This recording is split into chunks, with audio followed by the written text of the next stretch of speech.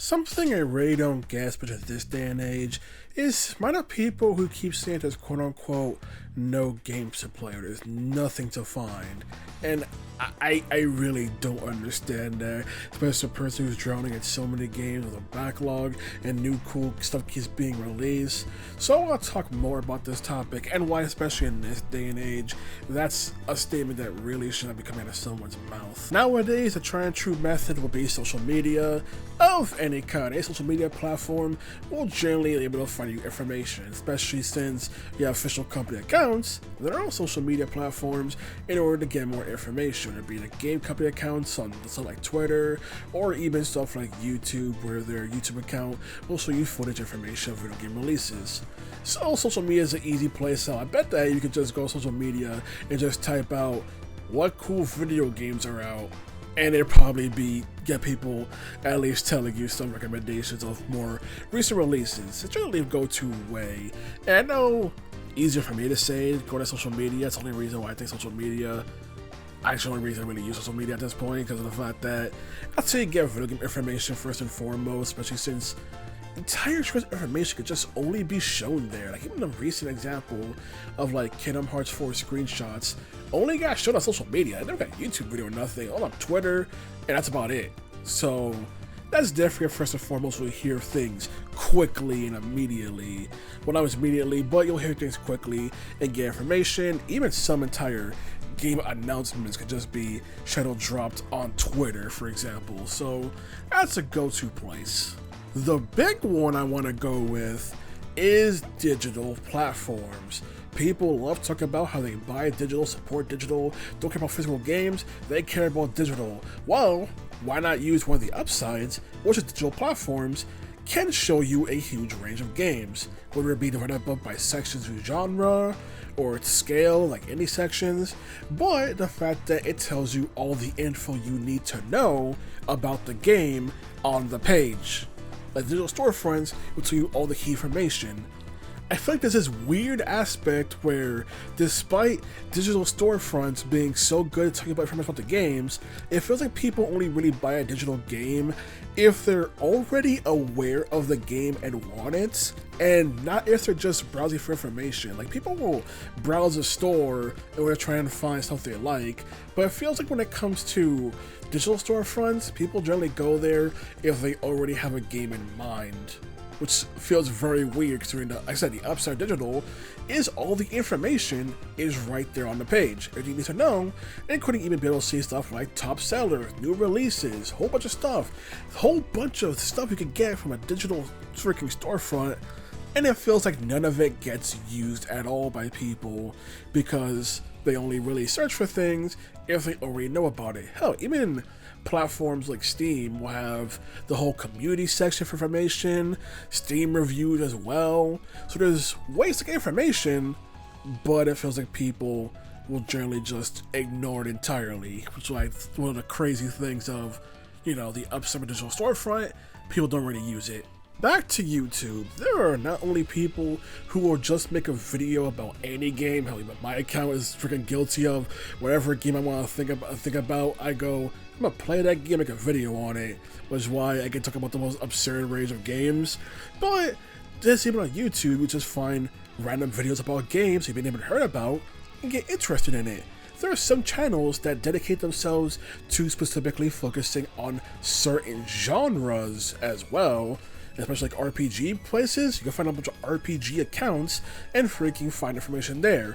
And there are of course some channels dedicated to just talk about the latest releases and will generally try to keep you up to date on them.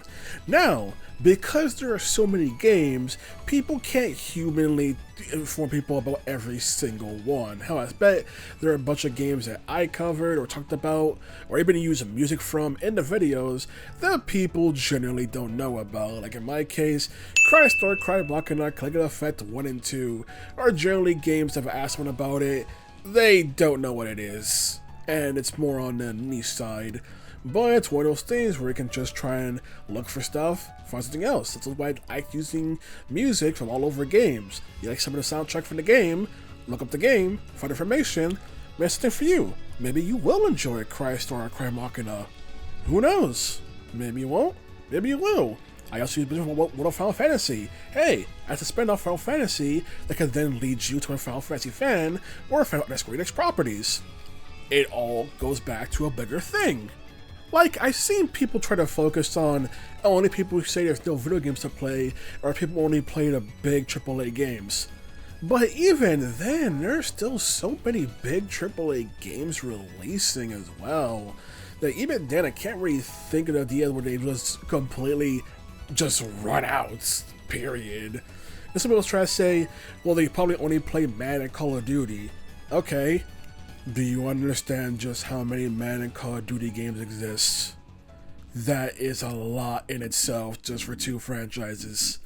So even then, there is a lot, and once again, they like those, they could potentially branch off into similar games. Granted, I know many people generally don't, but hey, there's a chance that like Call of Duty, they might like another game similar to it as well. So there is that. There are people also go for quote-unquote flavor of the month games, which are the games that become very popular to make content on, whether it be YouTube videos, live streams, etc. Games that help catch people's attention because they're already on the rise, and the more on the rise, the more they get focused on it.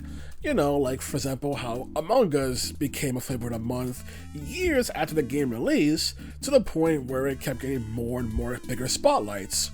So there's that hunter aspect where there's the game that people want to focus on, like a whole world focus on, you'll genuinely just know about it through osmosis in some way, shape, or form because of it popping up all over the place. You also have the big freaking presentations, whether it be a Nintendo Direct, PlayStation State of Play, Xbox Showcase, whatever.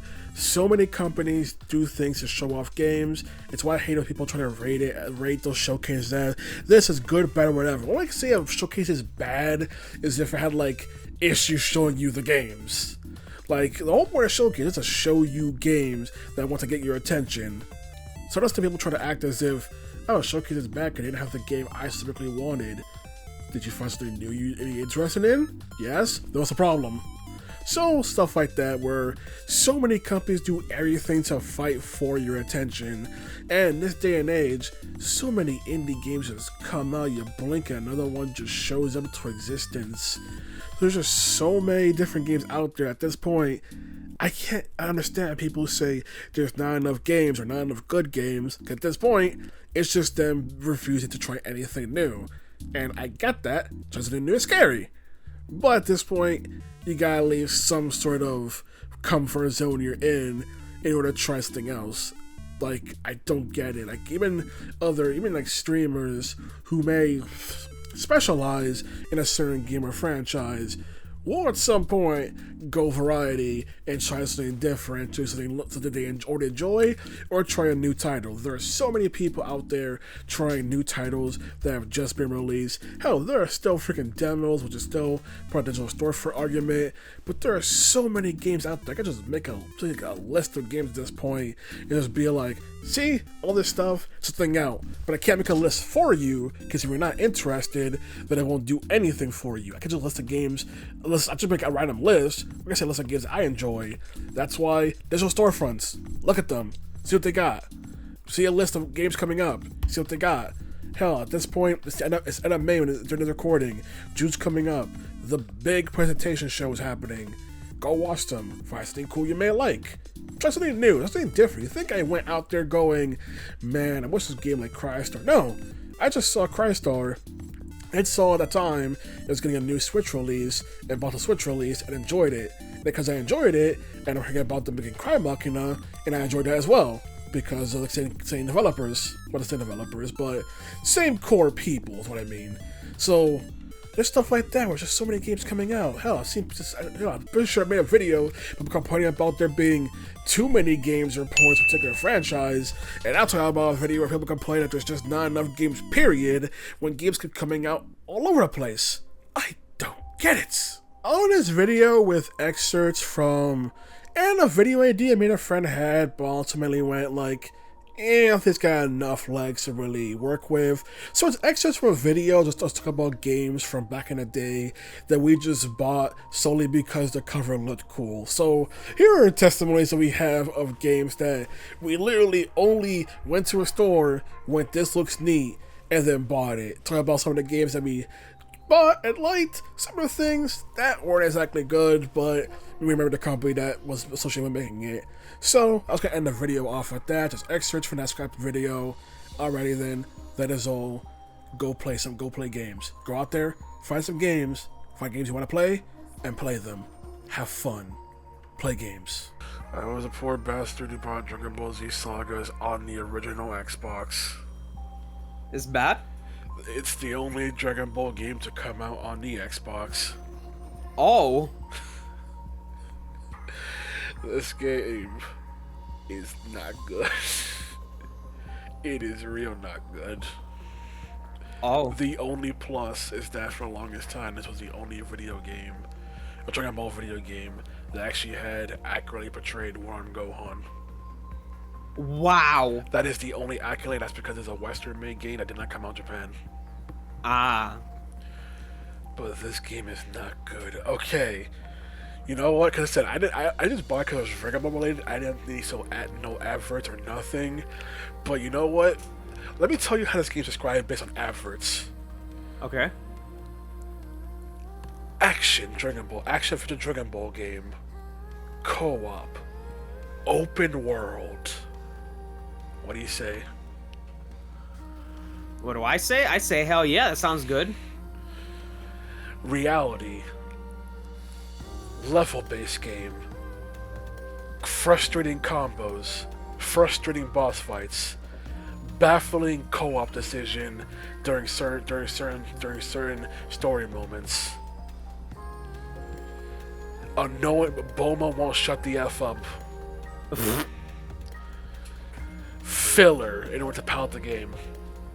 Not a lot of filler, but filler to palate the game. And what drew to deadly silence? Well, so, you know, I never had played a zombie game prior to this. I only knew of zombie movies, hence why I liked zombies. So when I saw this, I was like, oh, is this a zombie video game? I want to give this a try. This looks cool. So I played it, and that was the moment I fell in love with Resident Evil. This is basically a PS1 port of RE1, but, you know, with the added features of the DS era. Very cool. I love everything about it. Cheesy voice acting, all that shenanigans, everything about it. I have zero complaints about it. Yeah, you know, for fun fact, I could not handle the cover for a good bit as a kid, just a little bit. While I did find it cool, it's kind of conflicting. I found it cool, but at the same time, Kid Me did find the zombie face down there below the I forgot the creature's name, below him, kind of disturbing. So I could not kind of look at the thing for a while, which again is conflicting because here I am. I watched zombie movies as a kid, but yet this cover is what does it for me. But regardless, I played the game, I beat it, I loved it, I enjoyed it, and here we are today. You sound like a different variation of 90s kids who play Resident Evil 1 and then poop their pants because they saw the CG cutscene of the zombie turning. Yeah, you know, that didn't affect me. That did not affect me. Anytime someone says that zombie was so scary, I'm like, great, wait, were you 5 you played the game? I played a bit of OG RE1 when I was like in middle school. That thing did not look scary. I looked more confused. I was just like, whoa. Star Ocean, the end of time. Till the end of time. First Star Ocean game I ever played. This is a box art. It might be the long box art. Oh, it was the back of the box. That's what it was. I can remember this being the main thing I saw. This is the back of the box. At the time, it is a part of the Star Ocean action RPG series that is combined sci-fi with medieval, with generally someone being from advanced civilization or sci-fi with super advanced technology ends up in some way, shape, or form coming in contact with a planet that does not have advanced technology. Depending on the entry, you can have characters that are more willing to share the technology, but there may be consequences for doing so. Or this entry, the main character in the box, Star Fate, is really much a stickler for the intergalactic laws that state You should not be handing over advanced technology to people who won't know how to use it. For the reason that you'll basically, it's the idea that you'll screw over the planet's natural development.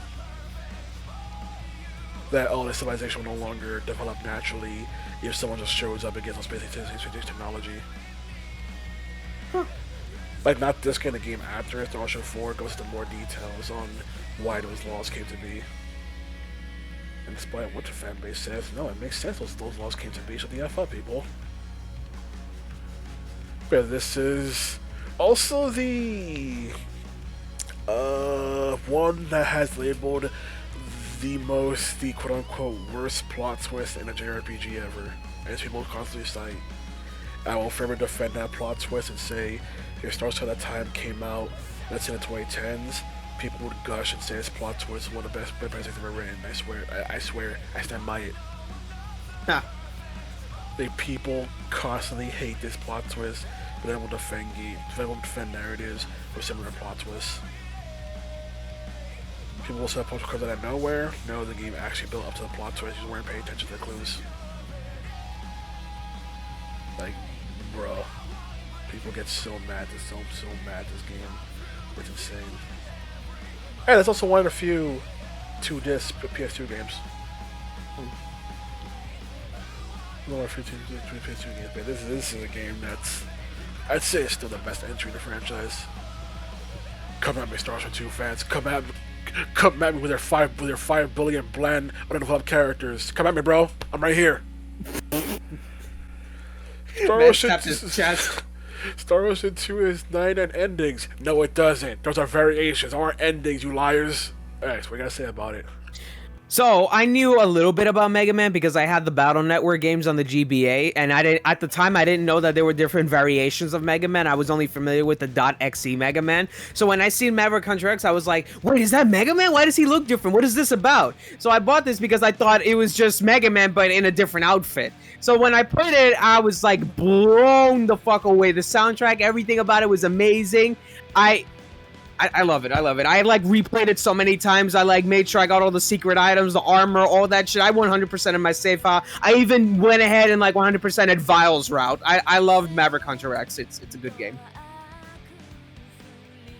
So I love a history for this game. Of course, I played this game as well because I was already an existing X fan. In fact, X was the first Mega Man series I played. Oh shit. So I already played the original X. I was trying to see what was exactly different with it. It's like, okay, they put different locations. This is the third version of Mega Man X1 that exists. Wow. There's Mega Man X and SNES. Then there's the Mega Man Extreme 1, which technically isn't meant to be like, it's technically supposed to be more of a like reimagining kind of, not reimagining, but like that's some story reason why I repeated Mega Man X1 story. By the way, that's a different version of Mega Man X1. But on the Game Boy, you may think, that sounds terrible. It works pretty darn good, I'll say that much. For a Game Boy game, it looked pretty damn good. And then also Maverick Hunter X, with the big thing being the Day of Sigma OVA they included with it. And also the Vile playthrough, which like the only time you can play the Vile in the entire franchise. But now Maverick Hunter X lives on as the game with the OVA that not confuses people on what the story of Mega Man X is. And the fact that it got included in the X collection, but not Maverick Hunter X, makes these worse. Capcom, why would you include a non-canon OVA and not the game it was meant for? Jesus Christ. It was supposed to be the start of a reboot series.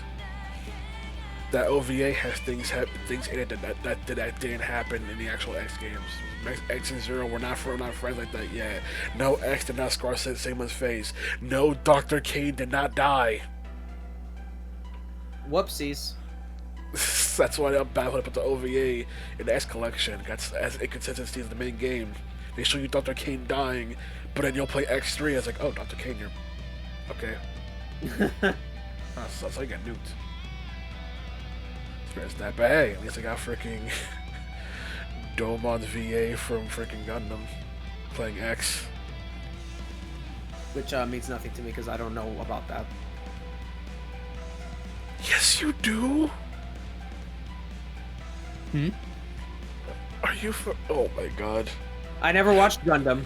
His hand on my burns with an awesome power! Its Oh, burning fuck! grip tells me to defeat you! Oh, fuck, it's that dude! It's that dude. I only know the clip. I never seen that full thing in context. Oh, shit! It's the same English voice actors. Ah, shit. Not help that when X scars Sigma's face in this version, X's hand glows like the shining fingers. Oh my god. I had not played some Kingdom Hearts games before this one. This was the first one I picked up. Just cause man, look at that cover. That was pretty cool. I had seen some ads of it for on the Disney Channel, but I don't fully grasp what it was about or the fully about. But I saw the story, I went, sure, let's go for it. And then that was the start of Kingdom Hearts journey. Of course, there are some things I didn't fully get, because, like in Conquest KH1. I also bought a used copy, so the Riku portion was already unlocked because of that copy. So my brother didn't know that was supposed to be after you beat the Sora campaign, because he just wanted to play as Riku, get that Riku look cool.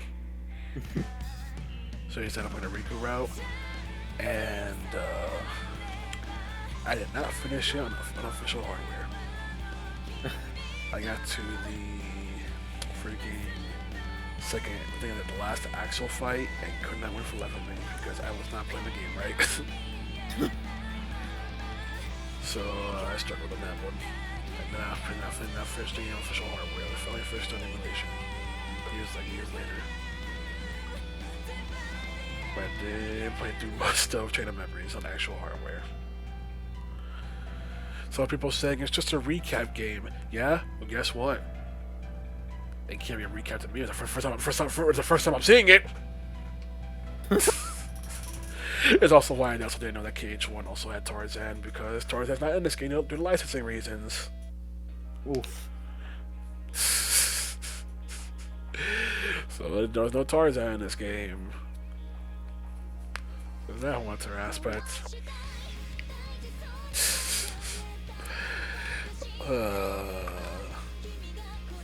So that's my deal. Chain of Memories. Play for the store, picked it up. It's a good game. It's some of my favorite intricate Kingdom Hearts franchise. Despite what the people who are average to cards will say, brother man, I was gonna say this one, but technically I bought this one online and not in in-person store. But go on, brother man. Well, so my experience with Sonic growing up was very little. I only knew about Sonic because my mom had the Sega Genesis games.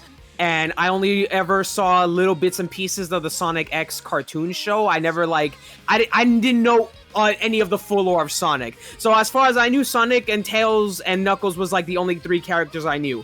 So when I saw this, I was like, who is that? Is that an evil Sonic? Why is he fighting him? Who is this?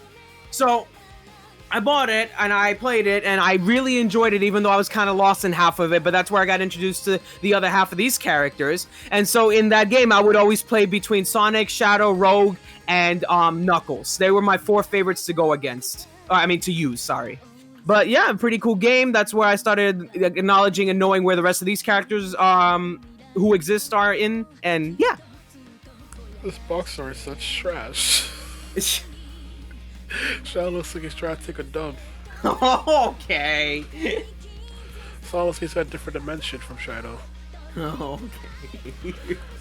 And the funny part is, Sonic Frontiers references this. Oh. But anywho, could have picked it up because brand recognition, and I played more Sonic games, so I knew the characters going in.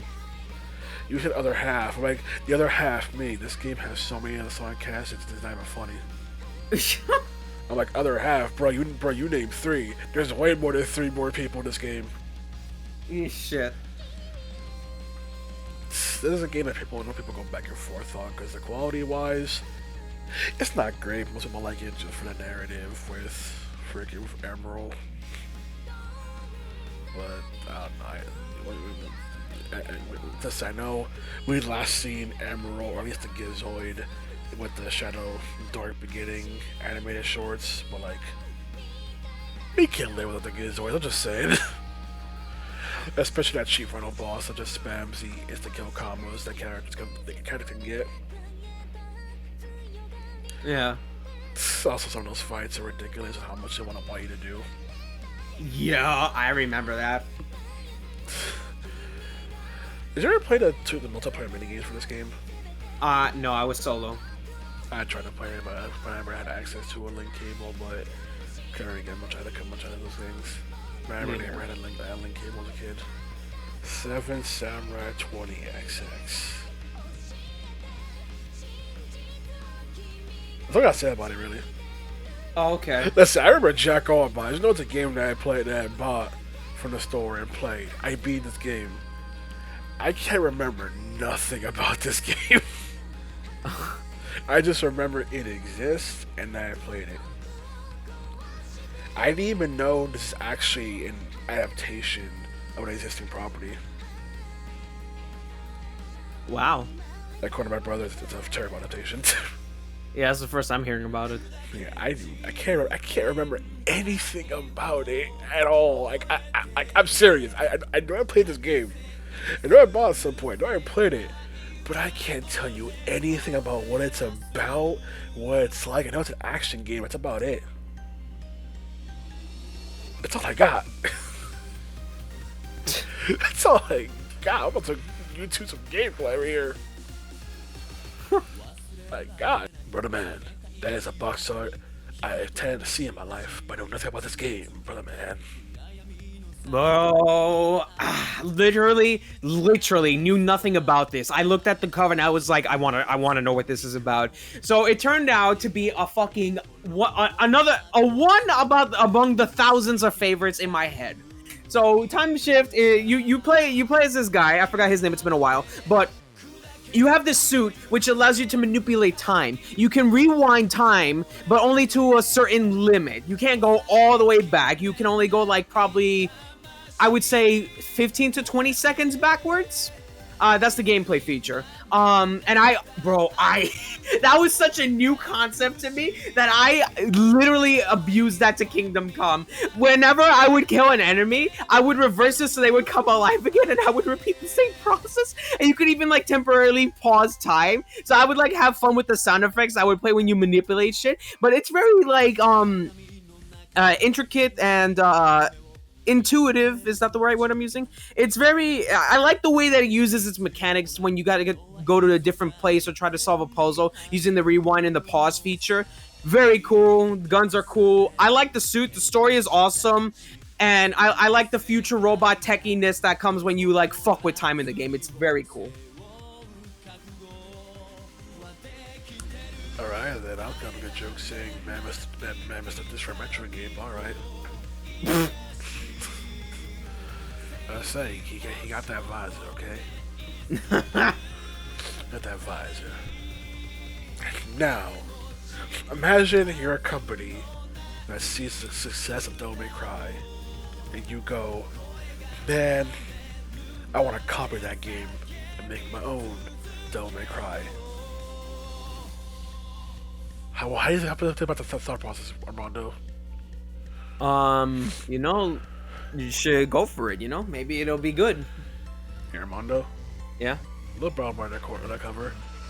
Wait, Capcom? Wait, they're the same people that made it, no? They made a bootleg of their own game! Oh, okay. They made a bootleg Devil May Cry despite literally having Devil May Cry. Okay. I remember playing this game for like an hour or two and then dropping it. Oh. I bought it because I thought it looked interesting. I found out it was a bootleg Devil May Cry, but I just had no fun with it. I don't remember enjoying it at all. Oh. Like I just did go and bought with it like an hour or two and dropped it. But it's basically when we made bootleg Devil May Cry, company that made Devil May Cry. It's one of those anomaly decisions that's like, what? Oh, why would you do that? One of those things that I don't get why you would do that, but hey, someone did, and now here we are.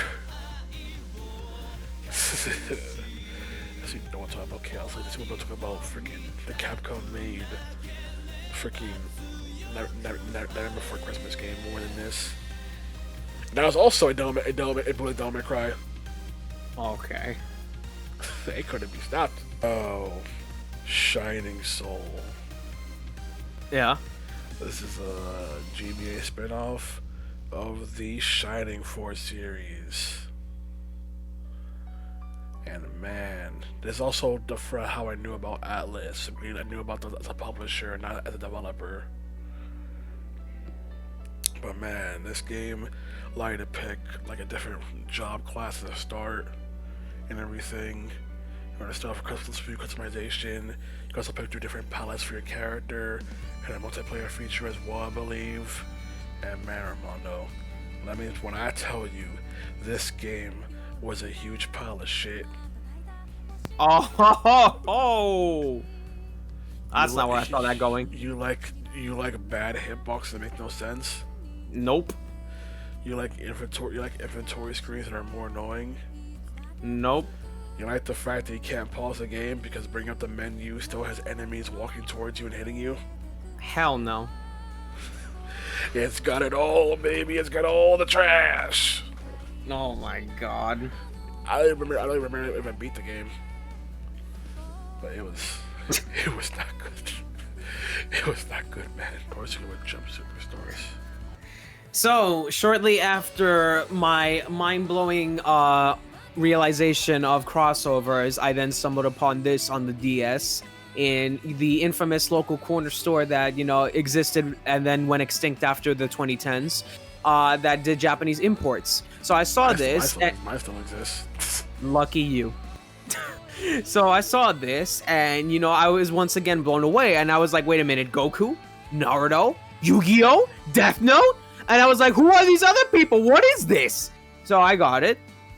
And even though I didn't understand jack shit of what was being said, I managed to actually play the game in its entirety, and I really enjoyed it. It was nice seeing the combinations, especially, my favorite was doing the Naruto-Goku combination tag team super attack, which I called it the Spirit Rasengan, because, literally, Goku was doing the Spirit Bomb, Naruto was charging up his Rasengan, then they both, locked hands, or did that combination shit, and then shot it. So I was like, oh my god, look at that Spirit Rasengan, it's so cool. Yeah, pretty cool game. I enjoyed it. Didn't know what was being said, but still played it. And, that's kind of when I started learning about these other ones. That's where I discovered the Tennis, Inuyasha, Dr. Slump, One Piece, Bobobo, Bleach, Hunter x Hunter, D. Greyman, JoJo, and fuck, I forgot the name of that guy back there. The one behind Gintama, that guy. Yeah, that's where I learned about a few of them. That's about it.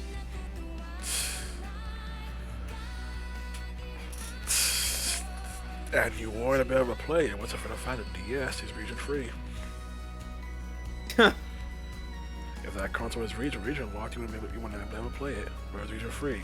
Do you know it's not region free? What? The 3DS. Oof. Oh, and Yu Yu Hakusho, I almost didn't notice him right there behind Luffy. Yeah, that stuff. A lot of IPs. Although, another way you could have found out about Dr. Slump? What? You actually watched Dragon Ball? Yeah, well, they only ever showed fucking Z and then on the rarity GT sometimes on Toonami. Okay, I didn't even know what the hell. There was no way for me to know what Dragon Ball was because I didn't even look that up. Did eventually air Dragon Ball. It must have been late in the dead of night because I don't remember ever seeing that during the day. Like afternoons at some point. Air Dragon Ball. Oh, shows how much I paid attention then. At that point, what do you remember when they aired DBZ Uncut? I do not remember that. No. There was a special event which was like, hey, we're gonna air DBZ Uncensored for this weekend. I do not remember that. No. So it's just like, hey, here's in case you really want to see a whole game put to Rat's guts. Here you go. The only I could have phrased that way better, but here we go. The only special I remember seeing on Toonami was when they debuted the Wrath of the Dragon movie. Oh, yeah, I remember that one. Despite having played these games, although not this one, I played Jump Ultimate Stars. I played that one too, but this one was my first one. I didn't really play it much. I don't know. I didn't really bother to do much in it aside from just messing about with some stuff. Aside from that. Also, I wasn't familiar with a lot of the IP shown here. Only freaking, I think the most obscure one and even only know the name of was like this one over here for Chicken 100%. That's about it. For the most obscure thing, everything else was like, oh, Dragon Ball, of course, know that. One Piece. I knew of One Piece. I didn't know much about One Piece because at that time, the only One Piece we had in the West was the 4Kids One Piece. It ain't terrible, but you know what's kidding me? That I want to watch. I want to bother watching it. Also, kidding me found the way Oda drew mouths to be horrifying. Listen, man, characters be smiling, and I'm like, nah. They're thinking something evil behind that smile. They got plans.